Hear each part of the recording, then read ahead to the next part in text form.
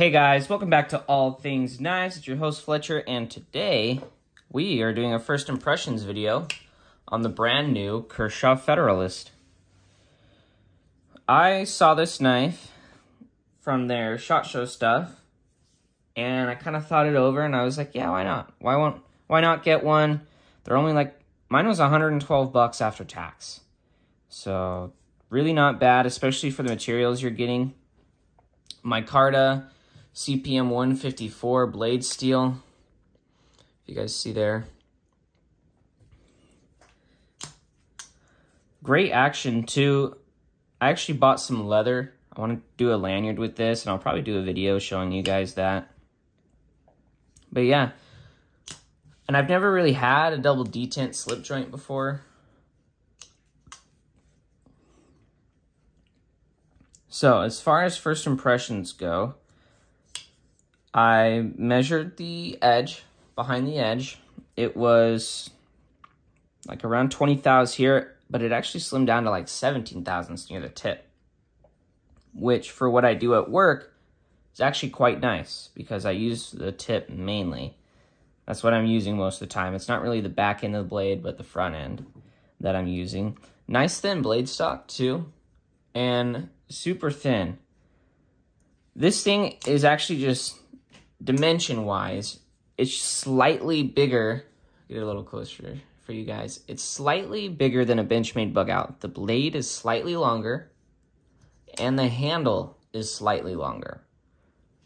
It does have a lanyard hole, which for slip joints is nice since it doesn't have a pocket clip. This thing would probably actually carry really well on a leather slip of some kind. They did some kind of weird emblem. Mine does have some side to side, but I'm not really concerned about it. I already tried tightening it. It's got like a FRN backspacer here, and then full liners. There is some flex in the knife, but as someone who likes the regular bug out, that doesn't really bother me. It might bother other people though. But as far as being a USA-made slip joint, and the walk and talk is actually is decent for being a double detent. There's actually some walk and talk there. And then my favorite part is that I can close it one-handed. I might get a quick stud and see if I can open this guy one-handed. Definitely going to do a lanyard on it. I do like the large clipped point with a ton of belly. The factory edge on this was actually very good. Very good factory edge. Nice and sharp too. There's maybe only a slight burr on this side, which can strop out. But yeah, I've been carrying this just a little bit, just to see how it did. I carried it on, I had a couple days off, and so I just did this as my off-work carry. And honestly, this is awesome. I wish more companies, when they did slip joints, would do, you know, it doesn't even have to be like a hyped up steel like M390. Like CPM 154 is a great user steel. They could have even done 154 CM, AEBL, 14C28N, and it would have been better than most slip joints on the market. To be honest, most of them come with a really cheap steel that just honestly doesn't make the cut, which is why I don't carry a lot of slip joints. The only other slip joint I have is that Wasp from Manly Knives, and that one is an S90V, which is the whole reason I got it. And it was under $100. I would like to see more companies doing a slip joint, but with an actually good modern steel, because I think there is a place for slip joints. That, and it opens up American knives overseas where they have a lot of locking restrictions.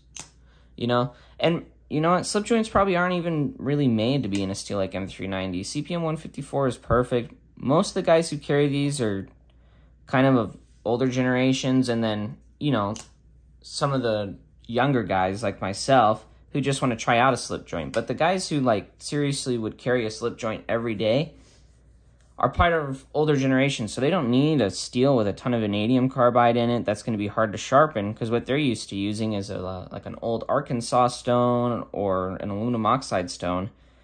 So maybe even a steel like 154 CM would still do well. I mean, that's what Case Knives does in their like $500 semi-custom knives that they make. I am a huge fan of this design. If you guys are wondering, I do recommend it. I'm thinking about maybe doing a review or doing a versus the Manly, because I do think the fit and finish is slightly better on this guy versus the Manly, but I do like that 5-step walk and talk. I will say that the first detent, I can still actually push on the blade. So look, I'm pushing on the blade slightly, probably talking maybe 3-ish pounds of force to get that undo.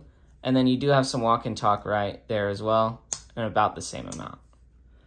But yeah, let me know what you guys think about this. If you like the way it looks, I actually love the way it looks, which is why I've been carrying it.